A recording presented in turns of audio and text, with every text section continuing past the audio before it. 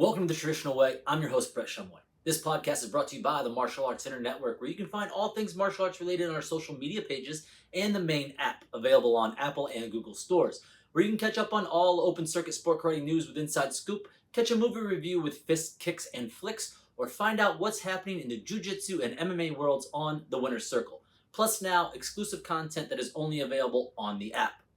Before we start this episode, I do want to apologize for missing a week. Since I started this podcast last week, this was the first time I've missed a planned episode, so I wanted to acknowledge that and promise to do better.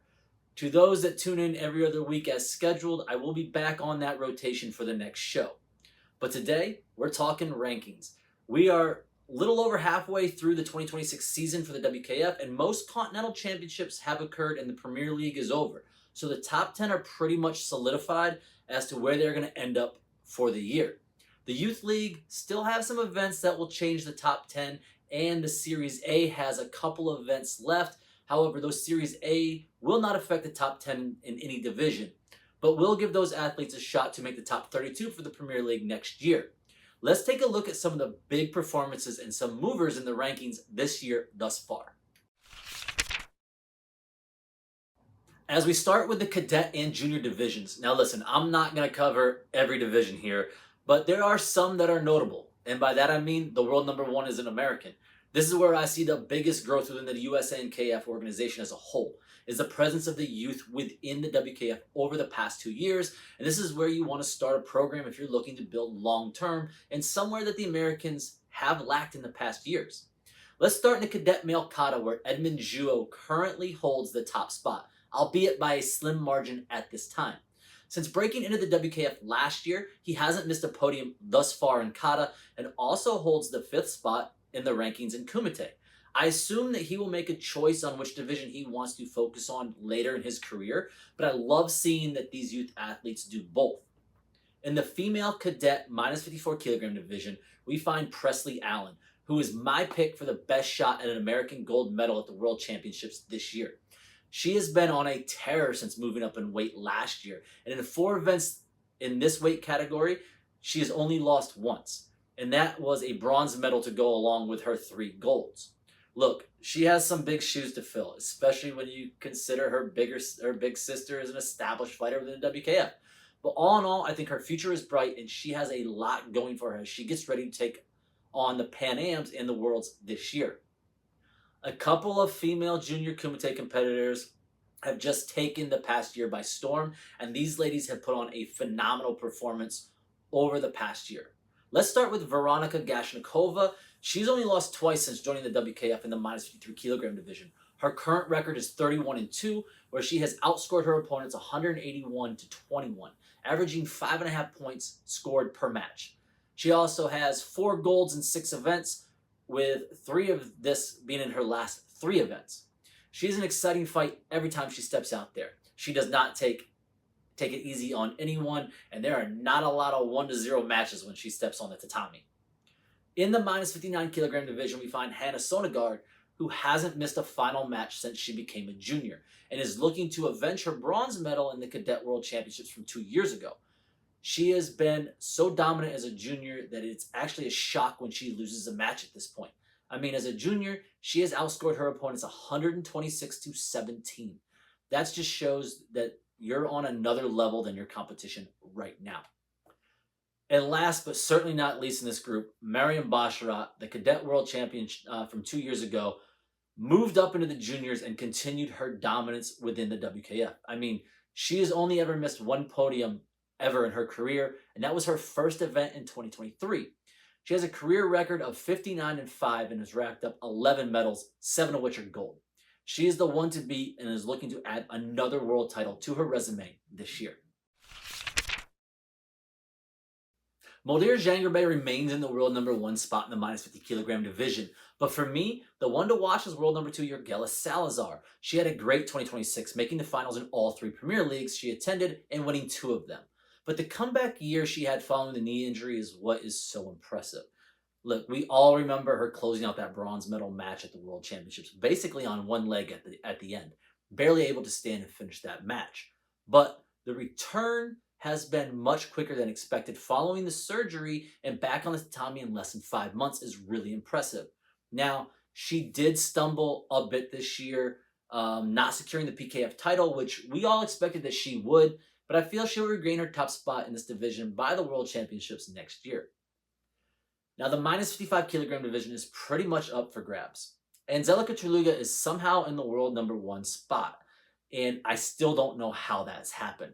Not taking anything away from her. She is the most dominant minus 55 kilogram fighter the WKF has ever seen. But let's be fair, that ended in 2023. She was able to squeak out 2 bronze medals in the past 2 worlds, but she has been a shell of herself since returning from maternity leave. She hasn't medaled in all of 2026 and leaves a lot of us wondering if she will ever regain the greatness she had for all of those years in this division. Additionally, Trinity Allen was absent for all of 2026. And at this time, I don't have a reason why she hasn't been.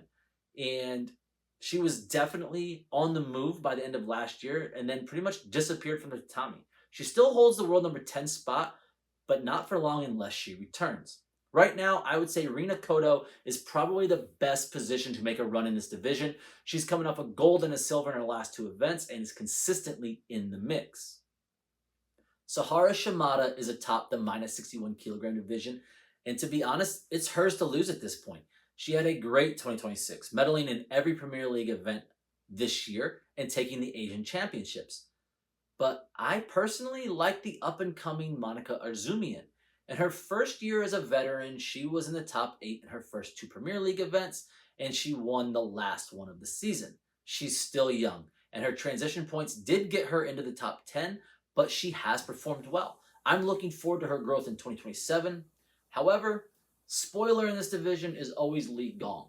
You never know when it will happen, but at least once a year she has a performance that just shuts everyone else out. Last year, World Championships. This year was the Premier League event in Leshan. One thing is for sure, she definitely does perform better when an event is in China. She has proven she is tough to beat at home. Now, what once was a 2-headed monster in the minus 68 kilogram division became a 3-headed one in 2026 as the rise of Talia Sombre entered herself into the mix, knocking out the world number 1 Irina Zaretska a couple of times this year, who still had a very good year as she returned from her maternity leave and regained the top spot that Sombre took from her at the end of last year. Now, the wild card of this equation is Elena Quercy, who took over the spot while Zaretska was out on maternity leave and had a run that we all thought she would take over this division and not look back. However, this year she did withdraw from the European Championships for mental health reasons. And we are all waiting to see if those reasons will be long-term or just a short break until she gets everything worked out. Either way, one of these 3 ladies will be in the mix at every event they attend in the future. After winning the World Championships last year, I would have said that Joanna Kinnear would be the one to beat in 2026. But she honestly did not live up to those expectations, only seeing 2 podiums and they were bronzes this year. Who did step up? Who she beat in the finals of the Worlds last year? Sofia Bertselva, who won the first 3 Premier League events of this year and cruised on her way to her first Grand Winner status. Now, personally, I still like Cleo Ferracuti in this division, who won the final Premier League event of the season and the European Championships this year. I think she has a chance to build off those wins and carry it into what could be a very impressive 2027 for her. Now, from the beginning in 2026, we all knew female kata was going to be the year of grace, right?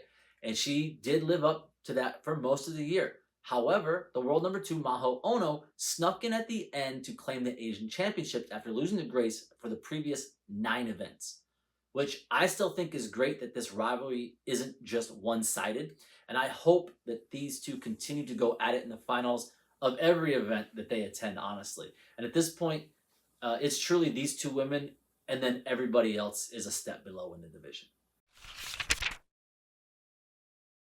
The men start out in what is always the most competitive division of the year. However, no one wants to take control and be the guy. Hiromu Hashimoto sits in the world number 1 spot of the minus 60 kilogram division, but he hasn't won an event all year. He has 2 silvers from the Premier League, but no golds for 2026. E-Ray Samden sits in the number 2 spot and only attended one event this year for the Premier League in his home country, but he did win it, which does put him in the person to beat in this category. But you have to show up. It's hard to be the man to beat if you're not there. No one in this division has put together a run that could move them up in the rankings. Each of the top 20 really have sporadic wins over the past 2 years, but no one has really stepped up to take over as the man in this division, which does still leave this division as one of the most exciting divisions due to the fact that you have no idea what's going to happen when this division starts. No movement in the top 10 in a couple of months in the minus 67 kilogram division, which still sees Saeed Abaya in the top spot. He had his struggles this year, and he would win the final Premier League event to hopefully get back to his winning ways. Now, I like the consistency of Eric Organisian in this division. He has seen a medal match at every event this year and is starting to come into his own. I'm excited to see if he can continue this momentum moving into 2027. I also like Abdul Rashidov in this division. The kid has shown a lot of promise, has stepped up into the adult division, securing the Premier League gold and a couple of medals, including his bronze from the World Championships. He would be my pick to surprise everyone in 2027. Abdallah Abdelaziz, still holding on to the world number 1 spot after retiring in January, just goes to show how dominant he was for so long in the minus 75 kilogram division. Who is left to take his spot? Would love to see his countryman and the only man to beat him in the past 3 years, Abdallah Abdegawad, take over that top spot, but his performances have been so inconsistent. I can't see that happening unless he finds a way to be more focused than he has been in the past. Most likely, it'll be Ernest Sharafutinov who will move into that top spot in the division. He secured 3 medals in the Premier League this year, including a gold, and has been the most consistent athlete in this division in 2026. The minus 84 kilogram division has 3 top athletes at the top that are all able to take over the division. However, they go back and forth so much, it seems that each of their reigns at the top go for 3 or 4 events, then the other one takes over. Let's start with the world number 1, who's currently Mohammed Al-Jafari. He dominated 2026. 3 golds and a bronze in his 4 events. He's always an exciting match, and he tends to run up the score every chance he gets with some high difficult to score ippons. The reigning world champion, Yusuf Badawi, has fallen into the number 3 spot in 2026 as he fell to Al-Jafari twice in the Premier League this year. And adding himself to the mix is Edward Gasparian, who medaled in every event in 2026. However, his only gold was at his Continental Championships, where the other 2 were not present. So he has to figure out the other 2 if he wants to take his place amongst them on a regular basis. All in all, this is the division to watch in men's kumite for 2027, as these 3 will put on a show every time they meet. Rodrigo Rojas had himself a career-defining 2026 in the over 84 kilogram division and moved into the world number 1 spot. I think that is absolutely outstanding. He won 3 golds in 5 events this year and finally got to take over the top spot in the division. And I'm excited that he got to do that at this stage in his career. Unfortunately, I do think it's going to be short-lived. Matteo Avanzini, in my opinion, is the best fighter in this division. Granted, he did not have a best 2026. I chalk that up to overconfidence coming off the world title last year. Look, he's still young and in a division with a lot of crafty veterans. I think he will regain form in 2027 and take over the top spot and hold it for a very long time. I think he has taken a lot of lessons this year, and he will bounce back stronger in the future. What can I say about male kata that hasn't been addressed? Kakuro Nishiyama is the world number 1, and he will stay in that spot until well after he retires. At this point, he is so far ahead of everyone else that no one is going to catch him for at least the next 2 years. At this point, I feel he's staying just for the record books. He will end up with the most Premier League gold medals and the most grand winner statuses of all time when he decides to finally call it quits. The question is now, can anyone beat him on the Premier League? Ariel Torres sits in the world number 2 spot where he has been for a while. Will 2027 be the year he finally gets that Premier League gold? I think at the very least, Ariel will need to make the final on the Premier League on a more consistent basis moving forward. That is the next progression for him, and would be making the final every time and putting him in the best position to get that goal. All in all, I would have to say that who we are seeing in the rankings is not going to change next year. I don't see anyone retiring because let's be honest, who's going to retire going into an individual world championships year unless it's for health reasons? Additionally, we currently have a ton of young athletes in that top 10 in each division, and they're having success early. So I think they're going to stay for a while, and 2027 might be the most competitive year we've ever seen within the WKF in a long time. Now, obviously, some divisions will not see any movement in the rankings, particularly the Kata divisions, but in the Kumite divisions, they're all open for a lot of movement next year. I think a lot of that will also have to do with seeing an influx of Russian fighters back in the WKF. They have been coming back here and there, but over the last 4 to 6 months, we've seen a big influx back into the Series A. So in time, more will eventually make it to the Premier League. Man, I'm getting excited just thinking about it, and we're still 5 months off from the kickoff of the 2027 season. So I will try to hold back my excitement to not take away from the youth athletes that still have events going on this year. So let's leave some room for them to make their movements in the rankings and see how the end of 2027 will end.